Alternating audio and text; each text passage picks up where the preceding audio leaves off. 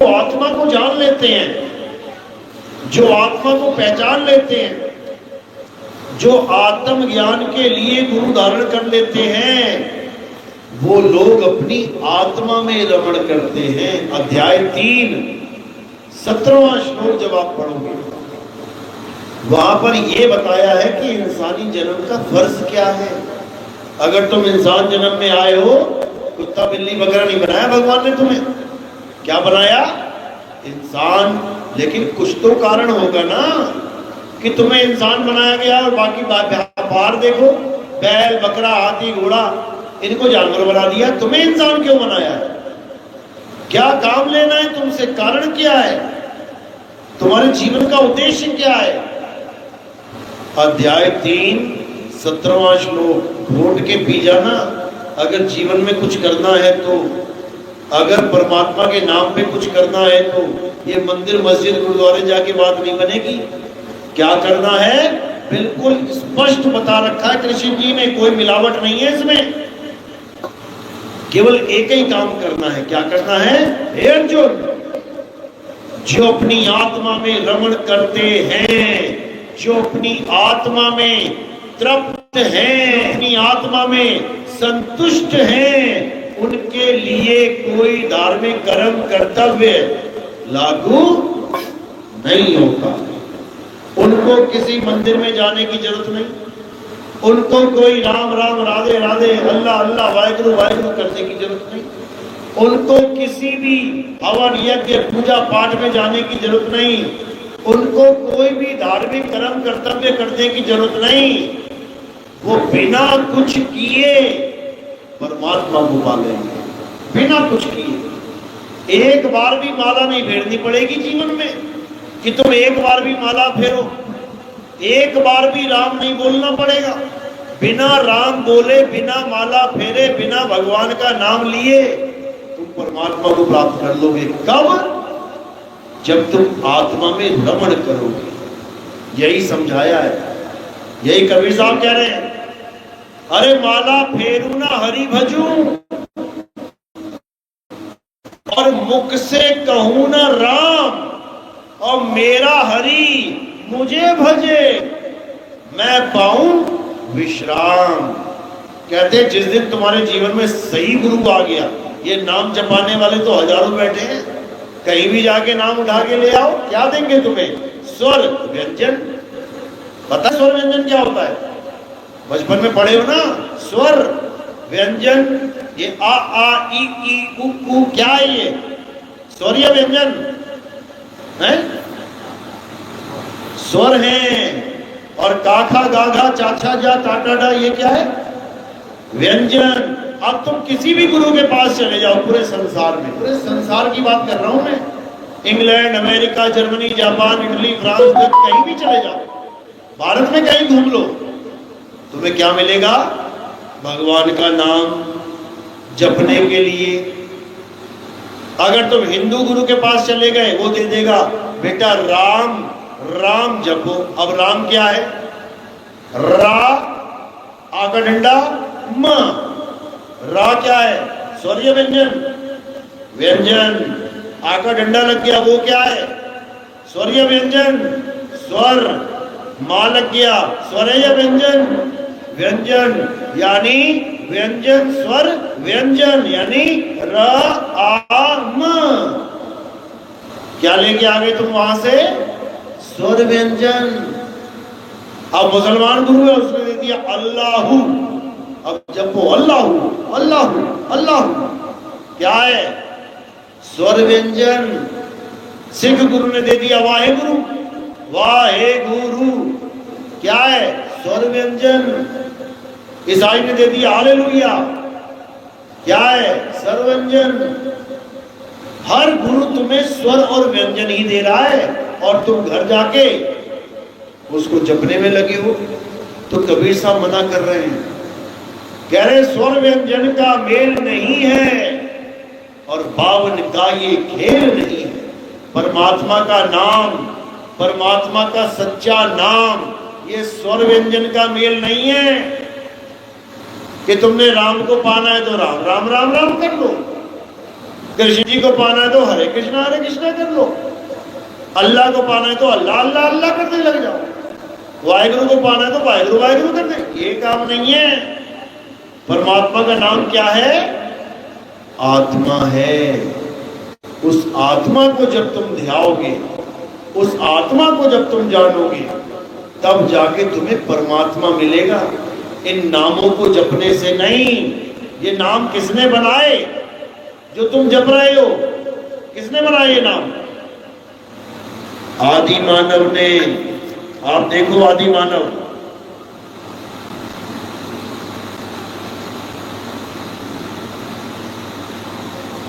आप देखोगे आदि मानव बचपन में 5वीं 6वीं 7वीं में पढ़ा होगा। आदि मानव क्या था?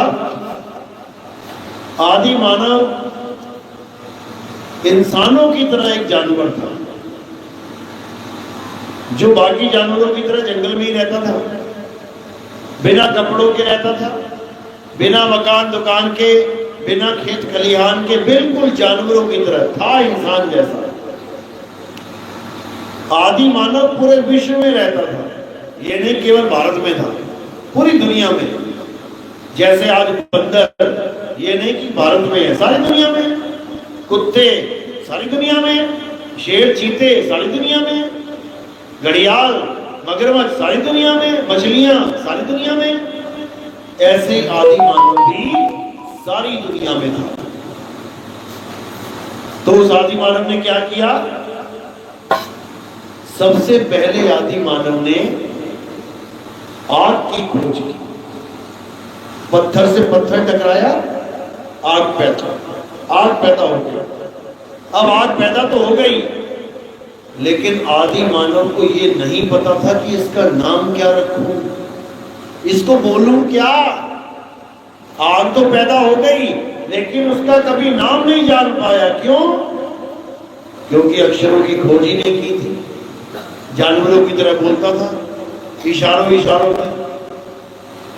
धीरे धीरे धीरे धीरे आदि मानव की बुद्धि विकसित होने लगी। धीरे धीरे उसने हथियार बनाने शुरू किए। धीरे धीरे उसने पत्थरों को हथियारों की तरह यूज करना शुरू किया। धीरे धीरे उसने पहिए की खोज करी। धीरे धीरे धीरे उसने अक्षरों की खोज करी। अक्षर की खोज कैसे करी? कहां पढ़े मिले उसको अक्षर? कहां मिलते हैं अक्षर? अक्षर कहां से पैदा होते हैं? मुंह से। ये मुंह है अक्षर की खान। कितने निकाल लें, जितने मर्जी निकालो, पूरा दिन भर निकालते रहो। लेकिन आदि मानव ने कितने अक्षर निकाले मुंह से? जो हिंदुस्तान में आदि मानव थे, उन्होंने कितने अक्षर निकाले? 52 अक्षर। संस्कृत भाषा में, हिंदी भाषा में कितने अक्षर हैं? 52 अक्षर। अ आ ई उ गा खा गा चा चा जा, ये सारे अक्षर निकाल दिए। जो अंग्रेज आदि मानव था इंग्लैंड में, अमेरिका में, उसने कितने अक्षर पैदा किए? 26 अक्षर। ABCDEFGHIJK LMNOP। यानी हमारे वालों ने 52 अक्षर पैदा कर दिए, और आदि मानव जो अंग्रेज थे वो केवल 26 अक्षर पैदा कर पाए। हमसे केवल आधे अक्षर पैदा कर पाया वो। अब क्या हुआ आगे? जो भी आदि मानव को कोई चीज दिखाई दी, उसने उसका नाम रखना शुरू कर दिया। हमारे वालों ने रखा पेड़, अंग्रेजी आदि मानव ने रख दिया ट्री। हमारे वालों ने रखा सूर्य चांद सितारे, उसने रख दिया सन मून एंड स्टार। हमारे वाले ने रख दिया धरती, उसने रख दिया अर्थ। हमारे वाले ने रख दिया हवा, पानी, उसने रख दिया एयर, वाटर। हमारे वाले ने रख दिया आग, उसने रख दिया फायर। ऐसे ही अलग अलग अलग हर प्रकार की वस्तुओं के हमारे वालों ने भी नाम रख दिया। अंग्रेजों ने, अरबी आदि मानव ने, Japanese, French, Chinese, Portuguese, Spanish, Dutch, सारी भाषा के जितने भी आदि मानव थे, सबने अपनी अपनी भाषा में उन वस्तुओं के अलग अलग नाम रख दिए। बहुत अच्छी बात है कि ये नाम रख दिए, कितना आसान हो गया जीवन। अभी प्यास लगी, केवल एक शब्द बोलना है, अरे पानी देना, फटाक से पानी आ जाएगा। किसी को चप्पल चाहिए, अरे चप्पल उठाना, चप्पल ही उठा के लेके आएगा वो। अरे भैया चम्मच लाना जरा, चम्मच लेके आएगा। क्यों? क्योंकि जो तुमने पढ़ लिया है वही उसने पढ़ रखा है। अब तुम चाइना में जाके कहना जरा भैया चम्मच देना, तो 10 बार देखेगा तुम्हारी शक्ल की तरफ, क्या मांग रहा है ये। बोल के देखना तुम, भैया घास कहाँ मिलेगी, भैया माचिस की तीली देना, दिमाग खराब हो जाएगा, समझ ही नहीं पाओगे कि यहाँ मांगू क्या। ये सब क्यों हो रहा है? क्योंकि हमारे अक्षरों में मतभेद है। जैसे इस क्लास के अंदर क्या है, क्या है इसके अंदर? ये आपने बोला पानी, लेकिन अंग्रेज से पूछेंगे ना क्या है इस ग्लास के अंदर, वो क्या कहेगा? वाटर। इसी प्रकार जल, वाटर, नीर, तोय, पानी, ये पांचों नाम किसके हैं? जो इस ग्लास के अंदर है। ये तो हो गए नाम जो अलग अलग लोगों ने रखे हैं, लेकिन असल में इस ग्लास के अंदर क्या है? क्या है इस ग्लास के अंदर? असल में क्या है? एक तो हो गया नकल में। नकल में क्या है? जल, वाटर, नीर, तोय, पानी, ये तो नकली नाम है, नकली। असली में क्या चीज है अंदर?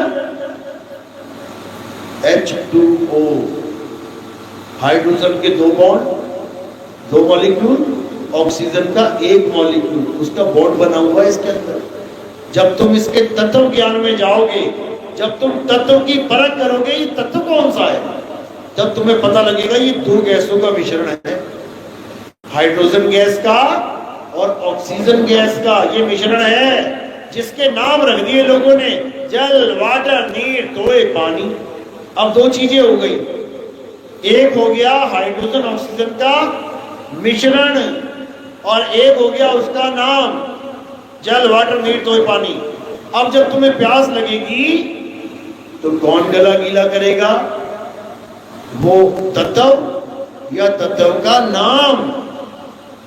लग जाओ बोलने, प्यास लगी है, जल, वाटर, जल, वाटर, जल, वाटर, जल, गला गीला हो जाएगा क्या? कभी नहीं होगा, क्योंकि तत्व ज्ञान चाहिए, तत्व का नाम नहीं चाहिए। यही कृष्ण जी समझा रहे हैं, हे अर्जुन, अगर तुम सच में आत्मा को जानना चाहते हो, अगर तुम सच में सत्य को जानना चाहते हो तो क्या करो? तुलसी में पानी चढ़ाना है क्या, या गाय माता की पूजा करनी है, या मंदिर मस्जिद में चक्कर काटने हैं? बिल्कुल नहीं। क्या करना है? अध्याय 4 34वां श्लोक देखो क्या कह रहा है गीता में, कि अगर तुम सच में सत्य को प्राप्त करना चाहते हो, अगर तुम सच में तत्व ज्ञान प्राप्त करना चाहते हो तो क्या करो?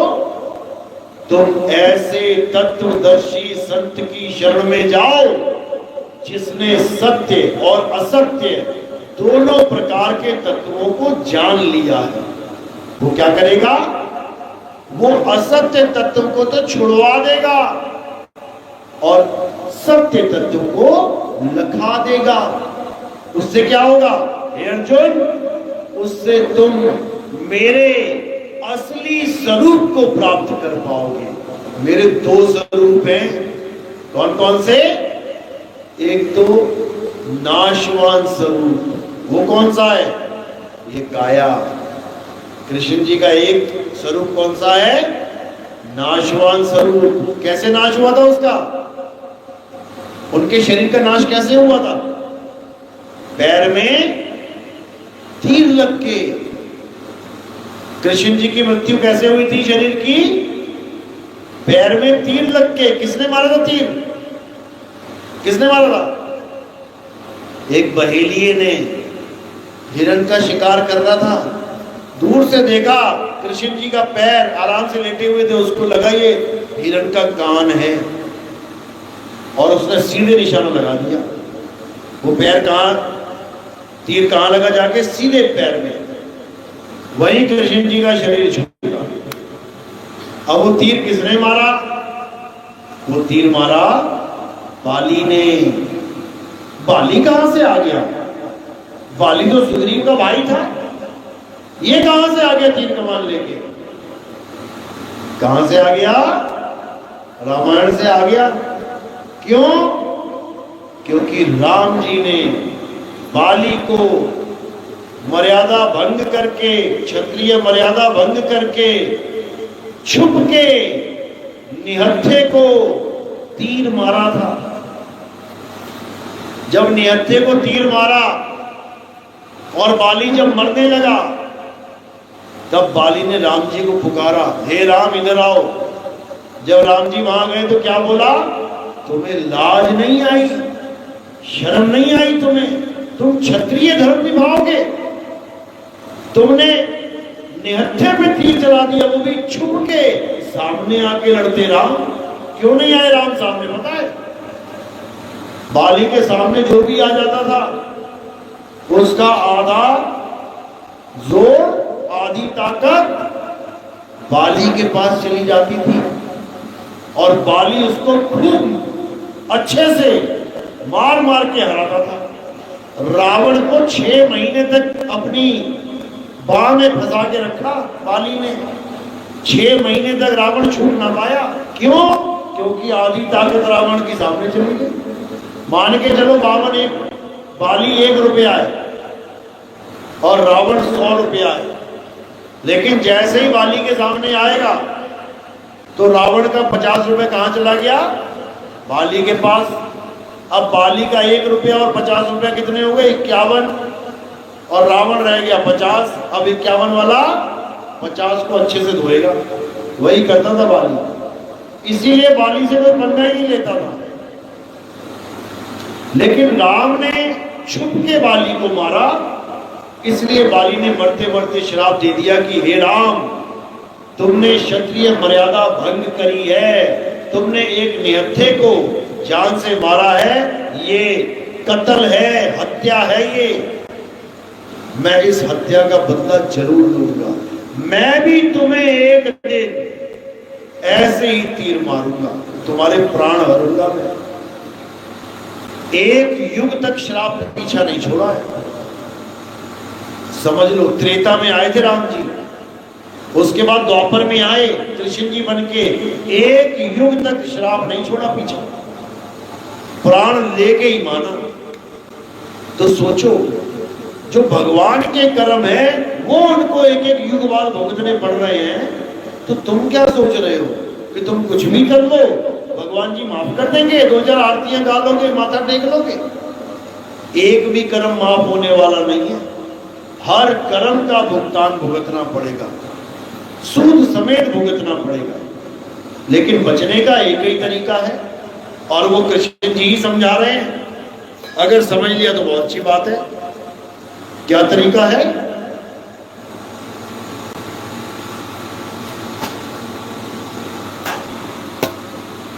क्या तरीका है? अपनी आत्मा को जान लो। जैसे ही तुमने अपनी आत्मा को जान लिया, तुम्हें उसी वक्त बोध हो जाएगा कि इस संसार में जितने भी कर्म हम कर रहे हैं, ये हम नहीं कर रहे हैं। कौन कर रहा है? ये मन, माया, 5 तत्व, 25 प्रकृति, 3 गुण, यानी ये काया, ये मन और माया, ये सब मिलके कर्म कर रहे हैं। और बेवकूफ हमें बना रखा है, मूर्ख हमें बना रखा है कि तुम कर रहे हो, तुम कर रहे हो, तुमने किया, तुमने किया। ये कटोरी किसने उठाई? अज्ञानी जीव कहेगा मैंने उठाई, जबकि ये कटोरी किसने उठाई है? हाथ ने। किसके कहने पे उठाई है? मन के कहने पे। यानी सारे कर्म कौन कर रहा है? ये काया ही कर रही है, ये मन के द्वारा कर रही है, इंद्रियों के द्वारा कर रही है। लेकिन हम सोच रहे हैं कि कार्य हम कर रहे हैं, इसलिए भुगतान भी हमें भुगतने पड़ रहे हैं। तो बिल्कुल स्पष्ट गीता में ज्ञान है कि अगर कोई अपनी आत्मा को जान ले कि वो क्या है, तो वो आत्मा ही हो जाता है। और हे अर्जुन, आत्मा कभी कोई कार्य नहीं करती, आत्मा अकर्ता है। तुमने आज तक एक भी काम नहीं किया इस दुनिया में। तुम केवल दृष्टा हो, देख सकते हो, देखो देख रहे हो, लेकिन अगर कोई काम करना है तो कौन करेगा? हाथ पैर। समझो, तो यही जाल जो बुना जा चुका है तुम्हारे लिए, इसी जाल को तोड़ना है। कैसे तोड़ेंगे? आत्मज्ञान के द्वारा। जैसे ही तुम्हें आत्मज्ञान प्राप्त होगा, जन्मों जन्मों के कर्म ऐसे छूमंतर हो जाएंगे कि थे ही नहीं। जैसे सपने में तुमने 1000 लोगों को गोली मार दी, लाइन में खड़े करके 1000 लोग मार दिए तुमने सपने में। लेकिन सपने में 1000 लोगों को मारना, समझो बात को, बहुत बड़ी बात है। सपने में तुम्हें फांसी होने वाली है क्योंकि तुमने 1000 लोगों को मार दिया। सबने तुम्हें दोषी ठहरा दिया, तुम खुद मानते हो कि हाँ मैंने मारा। और जैसी फांसी होने वाली थी वैसी सपना टूट गया, तुम जग गए। अब क्या तुम अपने आप को दोषी मानोगे कि मैंने 1000 कत्ल किए हैं? मानोगे क्या? क्यों नहीं मानोगे? क्योंकि वो एक सपना था। लेकिन सपने में सपना नहीं था, सपने में वो असलियत थी। सपने में शेर आ जाता है जब, तो क्या सोचते हो? अरे तो सपने वाला शेर है, ये कौन सा असली है? अच्छा, आगे आगे भागते हो। शेर पीछे पीछे भागता है, जान बचाने के लाले पड़ जाते हैं। सपने में सांप आता है, डर के मारे भागते हो, रे भाई सांप आ गया। एक बार भी नहीं कहते नहीं नहीं ये तो नकली है, सपने वाला है ये तो, क्योंकि तुम्हें खुद नहीं पता होता मैं सपने में हूं। तुम सपने में भी हर चीज सच मान के बैठते हो, क्योंकि वो समय ही ऐसा होता है। तुम्हें याद ही नहीं होता है कि मैं सपने में हूं। इसी प्रकार तुम्हें अब भी याद नहीं है कि तुम सपने में हो। इस वक्त तुम सो रहे हो कि जाग रहे हो? सो रहे हो कि जाग रहे हो? तुम्हें लग रहा है कि हाँ यार जाग रहे हो, देखो आगे बोल रही है, सपने में भी खुली होती है, सपने में भी हिल रहे होते हो, सपने में भी चल रहे होते हो। सपने में आके पूछूंगा ना, हाँ भाई तुम सो रहे हो कि जाग रहे हो, तुम पता क्या कहोगे?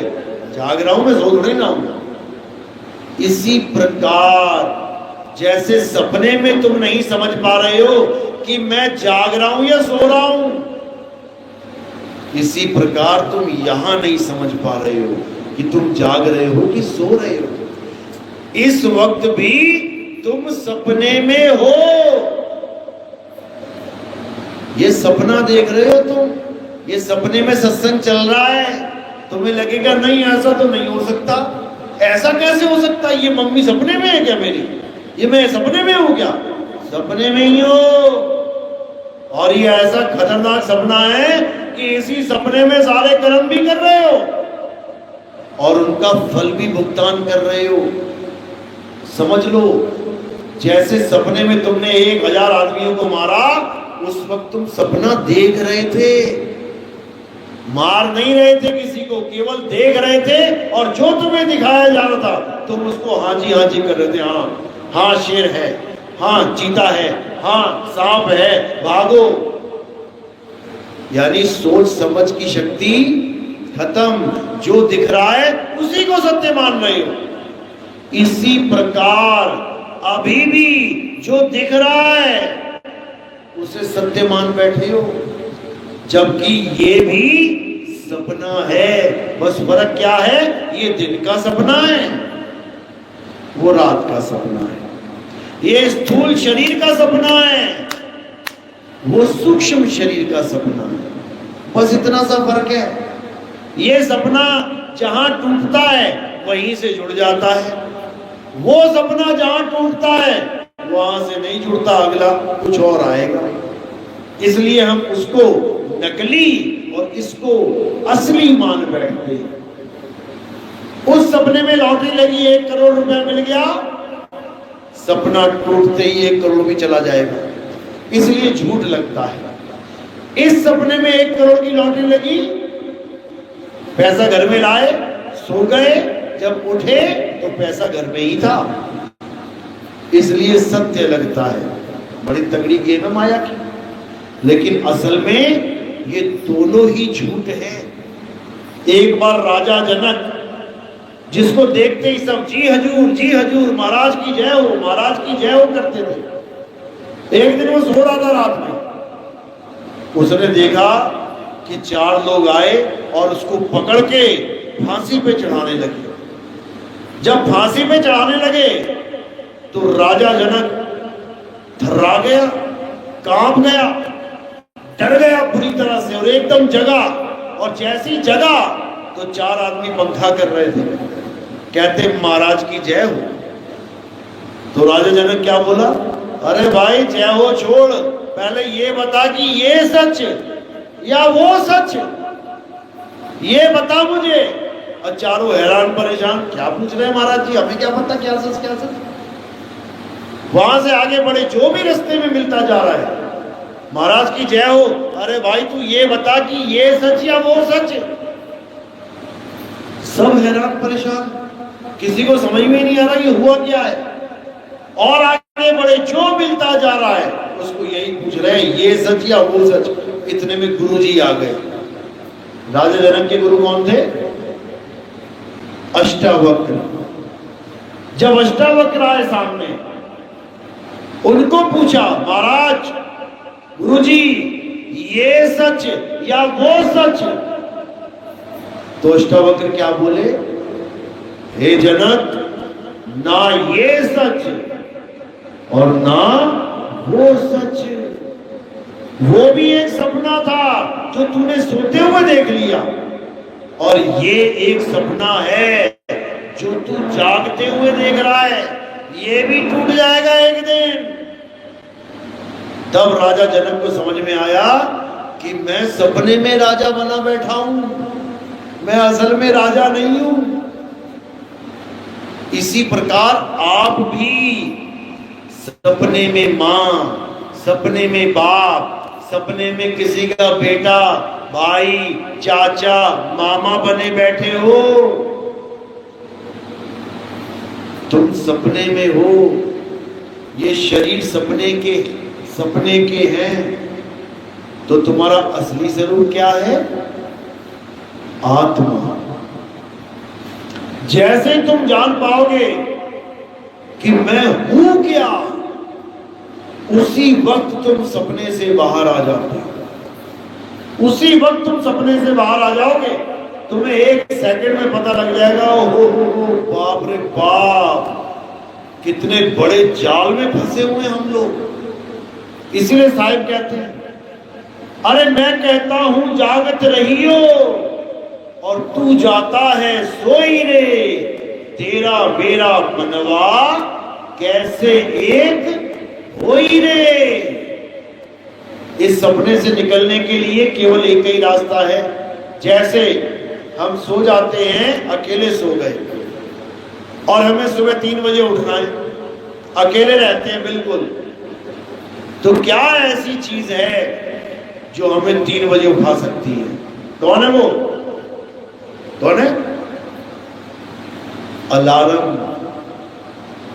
अलार्म ऐसी चीज है जो अगर आपने 3 बजे सेट कर दिया तो वो अलार्म की आवाज आपके सपने के अंदर तक घुस जाएगी जाके। तुम कुछ भी कर रहे हो सपने में, तुम्हें एकदम आवाज सुनेगी, ची ची ची ची ची ची ची ची ची। तुम कहोगे ये आवाज कहां से आ रही है, और उस आवाज को पकड़ के तुम सीधे सपने से बाहर आ जाओगे। उस आवाज में इतनी ताकत है कि तुम्हारे सपने में घुस के तुम्हें पकड़ के और बाहर खींच के ले आई। अब इस सपने से कैसे निकलेंगे, उसका भी एक अलार्म है। अगर इस सपने से बाहर निकलना है तो एक अलार्म बज रहा है, बस तुमने उसको पकड़ना है। यानी एक ऐसी आवाज है जो तुम्हें इस सपने से बाहर कर सकती है। और वो कौन सी आवाज है? उसे सार शब्द कहते हैं। सार शब्द, सार यानी असली, शब्द यानी आवाज। तो कबीर साहब कहते हैं सारे शब्द कहीं बांची हो, मानो एतबारा अक्षर पुरुष एक पेड़, निरंजन वाकी डारा। कहते हैं अगर इस माया जाल से बचना है, बार बार माँ के गर्भ में उल्टा लटक रहे हो जाके, कहां से आए हो अभी तुम लोग? कोई कहेगा मैं तो खरगोन से आया हूं, मैं वहां से दिल्ली से आई हूं, मैं इंदौर से आई हूं। अरे इस दुनिया में कहां से आए हो? मां के गर्भ से। सब एक ही जगह से आए और धीरे धीरे धीरे धीरे कहां जाने की तैयारी है? मां के गर्भ में, क्योंकि फिर वापस आना पड़ेगा दुनिया में। ये सपना टूटने वाला नहीं। युगों युगों बीत गए, जन्मों जन्म बीत गए, ये सपना आज तक नहीं टूटा। आज भी बैठे हुए यहीं पे। कहां से आ गए? किसने बना दी ये दुनिया? बनाई क्यों है? कारण क्या है? ये बिल्डिंगें बनानी थी क्या आगे दुनिया में? ये बिजनेस करने थे दुनिया में क्या? ये खेत खलियान बनाने थे क्या? करना क्या था दुनिया में? है क्या दुनिया? क्यों पैदा हो गए हम यहाँ पे? करना क्या है? एक दिन फिर खत्म हो जाएगी, सारे किए धरे पे पानी फिर जाएगा। हमारे बाप दादा कमा कमा के पूरा जन्म बर्बाद करके चले गए, वो सारी जमीनें यही पड़ी हैं उनकी। लड़ लड़ मर गए आपस में, वो खेत यही पड़े हैं आपस में। बताओ करने क्या आए इस दुनिया में? सारी उम्र खाओ कमाओ परिवार बनाओ, उसके बाद मर जाओ। ये क्या जीवन है भाई? उसके बाद फिर पैदा हो जाओ कहीं और। ये वाली माँ बाप छूट गए, पिछले वाले छूट गए, लाखों करोड़ों माँ बाप छोड़ दिए, आज फिर एक नए माँ बाप बना के बैठ गए। ये फिर छूट जाएंगे, फिर एक मिल जाएंगे। ये चक्कर चल गया भाई, और इस चक्कर में हम सब उलझ गए हैं। अब किसी को रास्ता नहीं मिल रहा, जाए तो जाए कहाँ? कहते जीना यहाँ और मरना यहाँ, इसके सिवा जाना कहाँ? बस यही समझना है कि जाना कहाँ है। यही कबीर साहब समझा रहे हैं कि जाना कहाँ है। अगर ये समझ लिया तो समझ लो जीवन सफल हो जाएगा। तो क्या कह रहे हैं? अरे आए हो तुम कहां से, जाना तुम्हें कहां है, इतना बस विचार लो, हो गया भजन, मन की तरंग मार लो। हो गया भजन, आदत बुरी सुधार लो। हो गया भजन। ये क्या राम राम राम राम जप रहा है भाई? क्या राधे राधे, क्या अल्लाह अल्लाह वाहिगुरु वाहिगुरु जप रहा है? करना क्या है? अपनी आत्मा को जानना है, क्योंकि वो आवाज और कोई नहीं, तुम्हारी अपनी आवाज है। वो तुम्हारी अपनी आवाज है, जिस आवाज को सुन के तुम अपने स्वरूप को प्राप्त कर लोगे। उसके बाद ये काया माया का खेल खत्म हो जाएगा। ये सपनों में आने की जरूरत नहीं है बार बार। तो रास्ता केवल एक है, उस सच्चे नाम को जानना है, उस सच्चे शब्द को जानना है जो ऊपर से आ रहा है। ऊपर से ये तुम्हें धरती दिख रही है ना, धरती आसमान देखो अंडे की तरह है बिल्कुल। इसीलिए इसे ब्रह्मांड कहते हैं। ब्रह्म के द्वारा बनाया गया अंडा। इसी अंडे में हम सब पैदा हो रहे हैं, मर रहे हैं, पैदा हो रहे हैं, मर रहे हैं। इसीलिए इसका नाम रखा है ब्रह्मांड। अब इस ब्रह्मांड से निकलने के लिए एक ही रास्ता है। क्या है? पार ब्रह्म की शरण में जाने। ब्रह्म ने बना दिया अंड, अब उससे कौन बचाएगा? पार ब्रह्म। तो नानक साहब क्या बोल रहे हैं? कह रहे ताती वाव न ला गई, पार ब्रह्म शरणाई। जो परम पिता परमात्मा यानी पार ब्रह्म की शरण में आ जाते हैं, उनको ताती वाव यानी गर्म हवा नहीं लगती। कौन सी गर्म हवा? ये माँ के गर्भ में जो चल रही है, इतनी गर्म है, इतनी गर्म है कि हालत खराब कर देती है गर्भ चून में। जीव त्राहिमाम करता है, बचाओ बचाओ करता है, हिंदी पंजाबी उर्दू में नहीं, उसके भावों में ये दुख प्रकट होता है कि बचाओ मालिक, कहां फंस गया। इतनी दुर्गति हो जाती है। कहता है एक बार निकाल दो बस इस गर्भ जून से, तेरा नाम लूंगा तुझे प्राप्त करूंगा, वापस कभी गर्भ में नहीं आऊंगा। लेकिन बाहर निकलते ही माया की ऐसी हवा लगती है, सब भूल जाता है, सब भूल जाता है। कौन सा गर्भ, कैसा गर्भ, कौन सी मौत, कैसी मौत, सब भूल जाता है। और इस मन के कहे सारे काम करने लग जाता है, मन का गुलाम हो जाता है। सब क्या है? मन के ही गुलाम है। सुबह से लेके शाम तक, शाम से लेके रात तक किसकी गुलामी चल रही है? मन की। सुबह लेटे हुए हो, मम्मी ने 10 बार आवाजें मार दी, उठ जा बेटा, उठ जा, उठ जा। किसकी सुन रहे हो? मन की। मन कह रहा नहीं, सोता रहा यार, अरे बढ़िया नींद आ रही है, सोने थे। माँ तो बोलती रहती है, किसकी बात मान ली? मन की। और अगर कहीं जाना है तो माँ ना भी आवाज मारे, मन एकदम कहेगा ओ 8 बज गए, चल निकल, और ट्रेन निकल जाएगी, अरे चलो चलो चलो चलो। किसकी बात मान रहा है? मन की।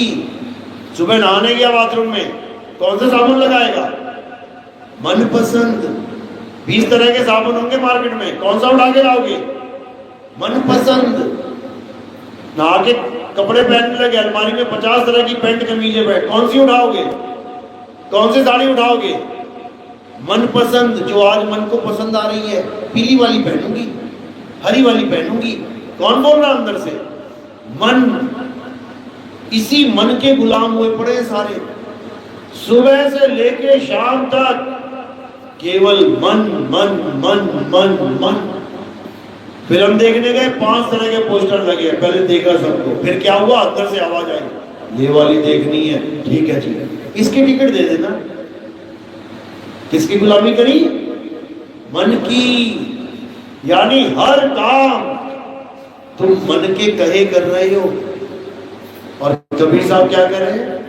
अरे मन के मते ना चालिए, मन है पक्का दूत। ये मन ही है जो तुम्हें हर तरफ से फंसा रहा है, ये मन ही है जो तुम्हें सत्य से दूर कर रहा है, ये मन ही है जिसने जन्म मरण में तुम्हें उलझा रखा है, ये निकालने वाला नहीं है। अगर इससे बचना, क्या कह रहे हैं? अरे बचना चाहो काल जाल से तो चीनो शब्द हमारा, और कहे कबीर अमर कर राखू जो निज होए हमारा। बचना चाहो काल जाल से, इस मन के जाल से बचना है तो चीनो शब्द हमारा। उस अलार्म को छीन ले, उस अलार्म को जान ले, समझ ले, तब तो कल्याण हो जाएगा, नहीं तो इसी जन्म मरण में फंसता रह जाएगा। तो क्या करना है? केवल एक ही काम है, इसके अलावा सब जंजाल है। और वो एक काम क्या है? अपनी आत्मा को जानना है, और कोई काम नहीं है। जितने भी आप देखोगे संत महात्मा, सब अपनी आत्मा को जानने के लिए आसन लगा के बैठे हुए हैं। कोई आरती नहीं घुमा रहा है, मंदिरों में जाके कोई पूजा नहीं कर रहा, कोई हवन नहीं, कोई यज्ञ नहीं, आराम से बैठे हुए हैं, अपना काम कर रहे हैं। रविदास जी जूते काट रहे हैं, आत्मा में लीन है। कबीर साहब जी खट्टी चला रहे हैं, आत्मा में लीन है। सैन नाई बाल काट रहा है, आत्मा में, सारे काम भी कर रहा है और आत्मा का ध्यान भी कर रहा है। क्योंकि आत्मा का ध्यान करने के लिए ये आंखें बंद करके समाधि लगाने की जरूरत नहीं है कि तुम भैरव बाबा बन जाओ आंखें बंद करके समाधि लगा के। कुछ नहीं करना है, कुछ भी नहीं, केवल अपनी आत्मा को जानना है, उसके बोध में रहना है। कैसे? जैसे एक पनिहारिन अपने सिर पे मटका रखती है और चलने लग जाती है। क्या कर रही है वो? कुछ भी नहीं, चल रही है, हिल रही है, डोल रही है, बोल रही है, और उसका ध्यान कहां पे है? उसके मटके पे। गिरने नहीं दे रही है वो। बस यही भक्ति है। अपने मटके को याद रखती है, पूरा दिन घूमती है, काम करती है, बस यही भक्ति है। इसी प्रकार गुरु तुम्हें ऐसा ज्ञान देगा, तुम चलते फिरते उठते बैठते नहाते धोते जो मर्जी करो, 24 घंटे तुम अपनी आत्मा से जुड़ी रहोगी। एक बार भी तुम्हें मंदिर जाने की जरूरत नहीं है, एक बार भी तुम्हें राम राम राम राधे राधे अल्लाह कुछ बोलने की जरूरत नहीं है। बनिहारिन की तरह सारे काम करो, पूरा घूमो, जाओ, जो मर्जी करो, और अपने मटके का ध्यान रखो। मटका नहीं गिरना चाहिए। मटका गिर गया तो भक्ति खंडित हो गई। यानी परमात्मा को भूलना नहीं है, उसको 24 घंटे याद रखो। उसका नाम नहीं लेना है कि उसका नाम लेती फिरोगी। पानी का नाम जपने की जरूरत नहीं है, बस पानी को याद रखो कि कहाँ रखा है। जैसे प्यास लगी पहुंच जाओ वहां पे, जैसे प्यास लगी पहुंच जाओ वहां पे। बस इतना सा काम है और कुछ भी नहीं है। लेकिन हमें पता ही नहीं है पानी कहाँ है, तो जैसे ही प्यास लगती है नाम जपने लग जाते हैं। अरे पानी पानी जपता जपता प्यासा ही मर जाएगा। पानी पानी जपना नहीं है, पानी को पीना है। और वो तब पी पाएंगे जब हमें पता लगेगा वो है कहाँ। वो को कहाँ ढूंढे रे बंदे, मैं तो तेरे पास में। वो हमारे बिल्कुल पास है, लेकिन हमें उसका एहसास नहीं है, उसकी खबर नहीं है, इसलिए वो हमसे कोसों दूर है। साहिब कह रहे साहिब का घर दूर है जैसे पेड़ खजूर, और ज्ञानी जन के पास में अज्ञानी से दूर। जैसे तुमने अपने घर में एक खजूर का पेड़ लगा लिया, 200 फुट चला गया ऊपर, बढ़िया बढ़िया पकी हुई खजूरें लग गई उसमें, तो क्या तुम तोड़ लोगे? तुम्हें चढ़ना ही नहीं आता, तुम्हें चढ़ना ही नहीं आता। 200 फुट लंबा पेड़ लगा लिया तुमने, खजूरें भी पकी हुई हैं, तो क्या होगा? कोई चिड़िया आएगी, उठाएगी खजूर, पकड़ के चली जाएगी, तुम नीचे से देखते रह जाओ। तुम्हारे घर में ही खजूर है, लेकिन फिर भी तुमसे दूर है। अब करना क्या है? केवल तुमने खजूर पे चढ़ना सीखना है। साहिब का घर दूर है जैसे पेड़ खजूर, और ज्ञानी जन के पास में, ज्ञानी यानी जिसको चढ़ने का ज्ञान है, ज्ञानी जन के पास में और अज्ञानी से दूर। जिसको चढ़ना आ गया खजूर पे, उसके तो घर में खजूर लगा हुआ है, वो तो फटाक से जाएगा, तोड़ के खजूर ले आएगा। और जिसको ज्ञान ही नहीं है चढ़ने का, तो उसके आंगन में लगा हुआ भी उससे दूर है। इसी प्रकार वो परमात्मा हमारे बिल्कुल पास है। ये बॉडी चली उसी से रही है। ये करंट की वजह से पंखा चल रहा है, तो पंखे से करंट कितनी दूर है? 1 किलोमीटर, 2 किलोमीटर, पास में है बिल्कुल, तभी तो चल रहा है। और जब करंट चला गया, मानो 50 किलोमीटर दूर थर्मल प्लांट है, करंट चला गया, अब कितनी दूर है करंट? 50 किलोमीटर दूर हो गया, क्योंकि थर्मल प्लांट से करंट आ रहा था, अब वो चला गया वापस। 50 किलोमीटर दूर थर्मल प्लांट है, तो करंट कितनी दूर हो गया? 50 किलोमीटर दूर। और जैसी बिजली आ गई, अब कितनी दूर है? पास में है। इसी प्रकार परमात्मा हमारे पास है, लेकिन हमें कोई गुरु नहीं मिला, इसलिए हम कहां भाग रहे हैं? कोई बनारस भाग रहा है, कोई अयोध्या भाग रहा है, कोई ऋषिकेश भाग रहा है, कोई केदारनाथ भाग रहा है, कोई बद्रीनाथ भाग रहा है, कोई द्वारिका भाग रहा है, कोई पुरी भाग रहा है, कोई कन्याकुमारी भाग रहा है। सब भागते ही जा रहे हैं, जबकि परमात्मा उनके बिल्कुल पास है। तो कैसे पता लगेगा? जब उसके जीवन में भेदी सतगुरु आएगा। भेदी सतगुरु क्या करता है? भेदी सतगुरु तुम्हारे जीवन में जितने भी नाम है सब छुड़वा देता है। हिंदू है तो राम राम छोड़ दे, जपना।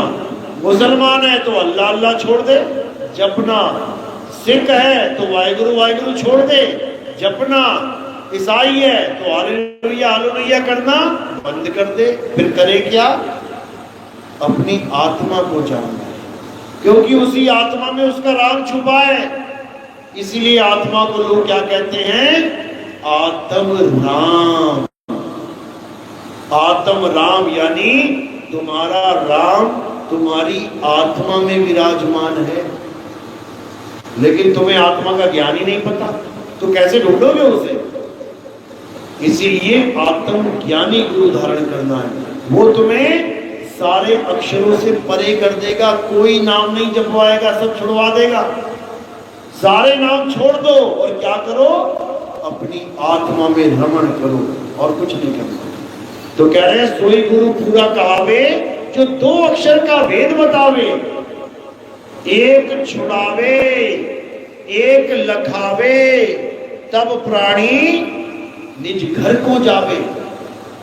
तो वेदी सदगुरु क्या करेगा, एक नाम तो छुड़वा देगा, कौन से, स्वर व्यंजन वाले, राम राम राम राम, अल्लाह अल्लाह अल्लाह, वाहिगुरु वाहिगुरु, ओम ओम, कलिंग कलिंग, ज्योतिरंजन, ओंकार, आरंगर, सुवंग सर्वम, सारे नाम, सुवंग सुवंग सुवंग, सारे नाम, ये श्वासों का अजपा जाप, सारा कुछ छुड़वा देगा। ये जीभ में गला, जब देखोगे जीभ गले में लगा देंगे उल्टी करके, छुड़वा देगा। आंख बंद करके त्रिकुटी में ध्यान लगवाएंगे, ज्योत के दर्शन करवाएंगे, छुड़वा देगा। कान बंद करके आनंदनाद सुनेंगे, छुड़वा देगा। सब कुछ छुड़वा देगा। और क्या बताएगा, एक छुड़ाए एक लखाए, तुम्हें तुम्हारी आत्मा का ज्ञान लखाएगा कि आत्मा क्या है, कहाँ है, कैसे मिलेगी। तब जाकर तुम आत्मा को प्राप्त करोगे, तब तुम्हें परमात्म गति मिल पाएगी, यानी तुम परमात्मा ही हो जाओगे। कोई अलग से परमात्मा नहीं आएगा। फिर जो तू सो हम, इस अवस्था को प्राप्त करोगे तब कल्याण होगा। तो पहली बार में जल्दी समझ में नहीं आता, क्या क्या बोल दिया मैंने, आधोगे तो मुंह के ऊपर से, सिर के ऊपर से जा रही होगी बात। क्यों? क्योंकि मंदिर मस्जिद गुरुद्वारे से कभी फुर्सत ही नहीं मिली। हमें तो इतना ही बताया था, जय अम्बे गौरी, ओ मैया जय अम्बे गौरी, इससे आगे तो कुछ पता ही नहीं। बस अम्बे गौरी करो, अगरबत्ती लगाओ, जल चढ़ाओ, भोग लगाओ, घर को आओ। ये क्या बातें चल रही है यहाँ पे, ये क्या हो रहा है यहाँ पे? ये सत्संग है, ये सत्य का संग है। एक बार में समझ में नहीं आता। इसके लिए क्या करना है आपने, हमारे सत्संग YouTube चैनल पे आते हैं, क्या लिखना है आपने, कहत कबीर सुनो भाई साधो नितिन दास। जब आप ये लिखेंगे तो मेरी फोटो 2 चैनल पे बनी होगी, दोनों सामने आ जाएंगे आपने दोनों को सब्सक्राइब कर देना है। क्यों? उससे आपको सत्संग ढूंढने में आसानी हो जाएगी। कोई भी नया लाइव आएगा, मेरा कोई भी सत्संग आएगा, आपके मोबाइल पे आ जाएगा। या फिर आप लिखेंगे नितिन दास के सत्संग, तो आपको सैकड़ों चैनल मिल जाएंगे। मेरे नाम पे लोगों ने बना रखे हैं, सत्संग डालते रहते हैं, आगे से आगे ज्ञान प्रचार करते रहते हैं। तो आप धीरे धीरे धीरे सुनना शुरू करना, उसके बाद आपको समझ में आने लग जाएगा कि ये 1 घंटा मैंने क्या बोला है। अभी तो नहीं समझ में आया होगा कि क्या बोलते रहे 1 घंटे का। मजबूरी थी, बैठना अच्छा नहीं लगता, सब बैठे, मैं उठ के चली जाऊं, सुन रही हूं, लेकिन समझोगी भी कब? जब लगातार सुनोगी। जब लगातार सुनोगी, सुनती रहोगी, सुनती ही चली जाओगी, तो सारे पत्थर, सारे मंदिर, सारी मस्जिद, गुरुद्वारे, चर्च फीके लगने लग जाएंगे। कैसे? जैसे चाय पी रही हो तुम, बड़ी मीठी मीठी वाली, बहुत बढ़िया शक्कर डाल के, एकदम खड़ा चम्मच, पता है ना खड़ा चम्मच क्या होता है, खूब शक्कर डाल देना, उसमें बड़ा मजा आ रहा है आपको पीने में। इतने में क्या हुआ, एक आदमी रसगुल्ला लेके आ गया, कहता ये खा के देख। अब जैसे ही तुमने रसगुल्ला खाया, उसके बाद जब तुमने चाय पी तो कितनी मीठी लगेगी, ऐसे लगेगा फीका पानी पी रही हो गरम गरम। सारी मिठास चाय की छूमंतर। इसी प्रकार जब तुम पत्थरों को पूज रहे हो, मंदिरों में जा रहे हो, आरती हवन यज्ञ कर रहे हो, ये तुम चाय पी रहे हो मीठी वाली। और जब तुम्हारे जीवन में आत्मज्ञान आ जाएगा तो समझ लो कि रसगुल्ला आ जाएगा तुम्हारे मुंह के अंदर। और एक बार तुम्हें आत्मज्ञान समझ में आने लग गया, उसके बाद तुम्हें पत्थर ज्ञान समझ में नहीं आएगा। समझ लो, पत्थर ज्ञान क्यों बोला मैंने, क्योंकि हमें पत्थरों को भगवान बनाकर पुजवा दिया गया। ये षड्यंत्र है, बहुत बड़ा षड्यंत्र है। किस बात का षड्यंत्र है? ताकि तुम आत्मा को ना जान पाओ। पूरा जन्म बीत गया तुम्हारा, 60-60 साल के हो गए तुम, अब कितने साल जियोगे? कोई 4, कोई 5, कोई 6, हद कोई ज्यादा से ज्यादा 70, 75, 80 इतने में निकल लेती है, टिकट कट जाती है। 70, 60 साल हो गए बिना आत्मा को जाने। और हमारा जो धर्म है वो इकाई आत्मा पे है। कौन सा धर्म है हमारा? हिंदू धर्म है। कौन कौन हिंदू धर्म में हाथ खड़ा करना जरा? हिंदू कौन कौन है? अरे भाई इतना शर्माना है? बाइक पे लिखा होता गर्व से कहता हूं मैं हिंदू। हाथ तो खड़ा कर दो। हिंदू हिंदू हो, हाथ खड़ा करो यार एक बार। जो हिंदू है, बहुत अच्छी बात है, बहुत बढ़िया बात है, पता होना चाहिए मैं हिंदू।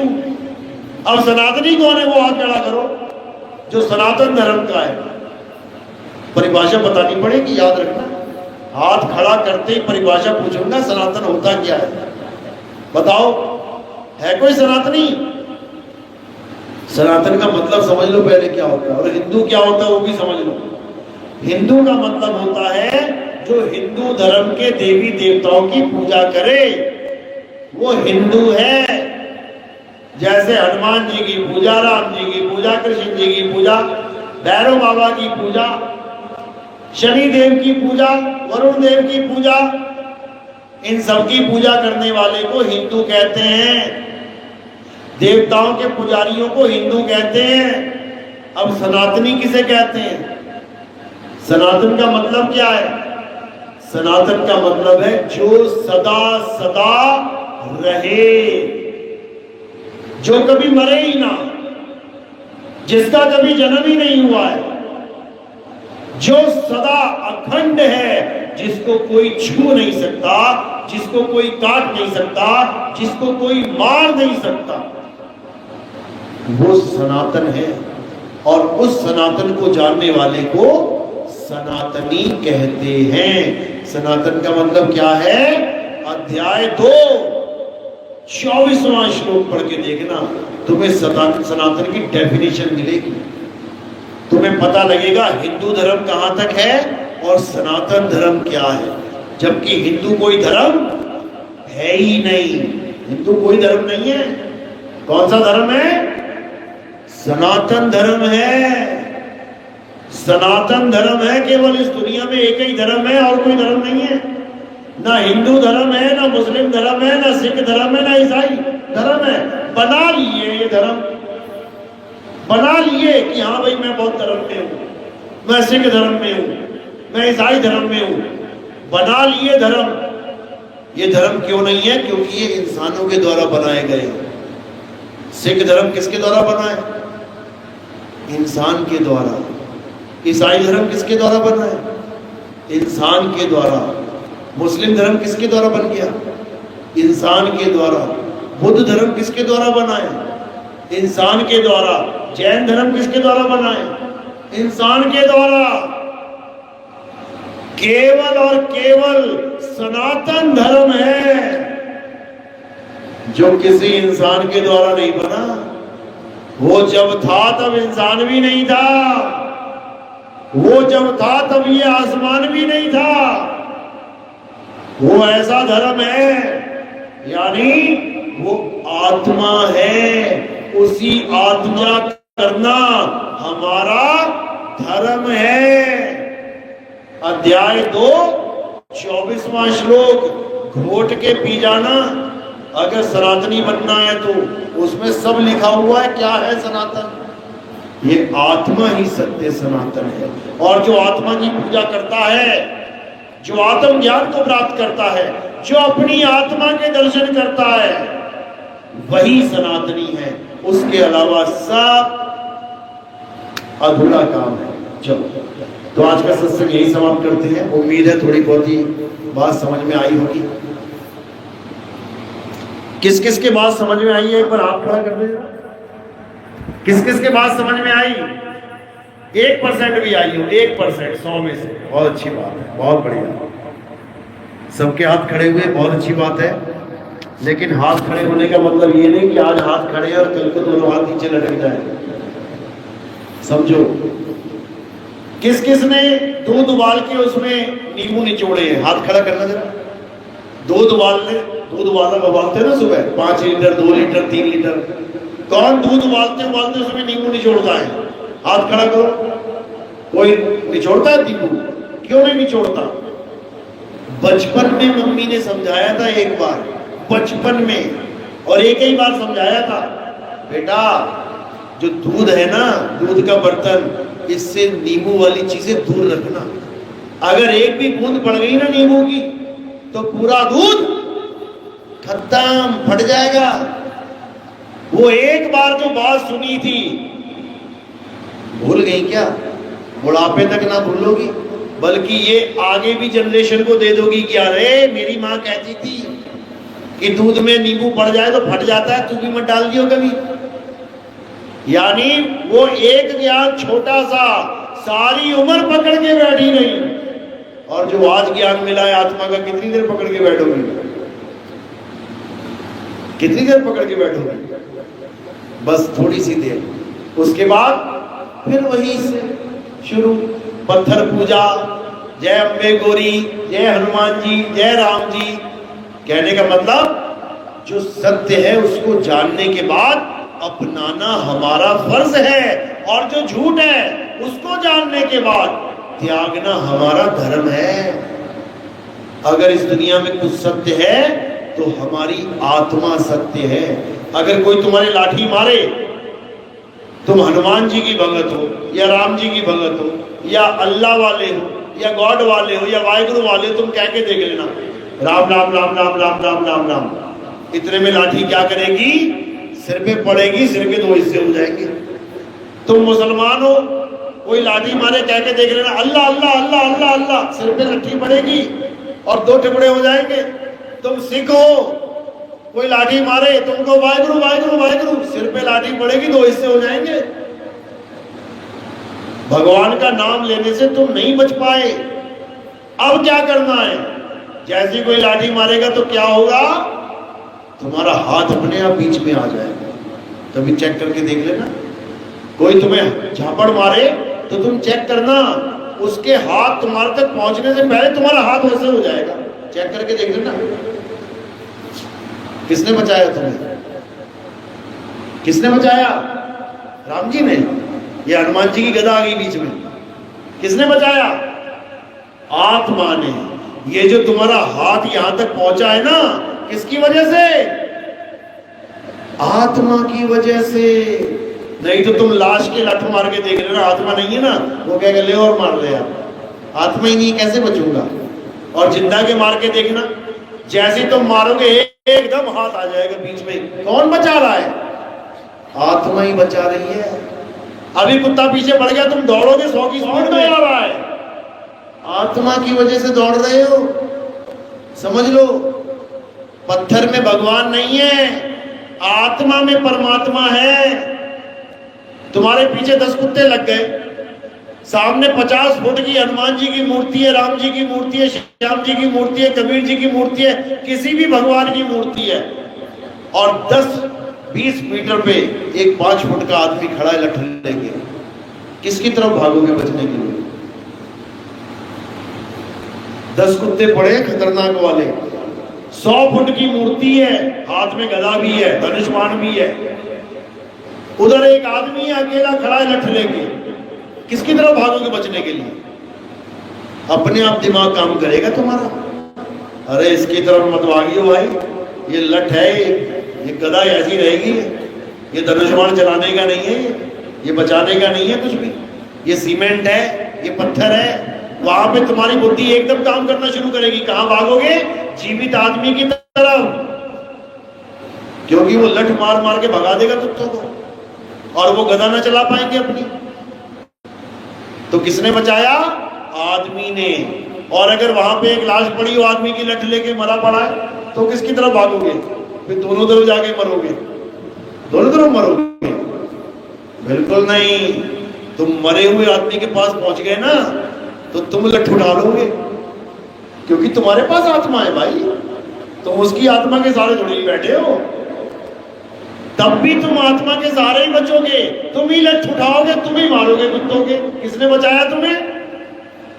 आत्मा ने।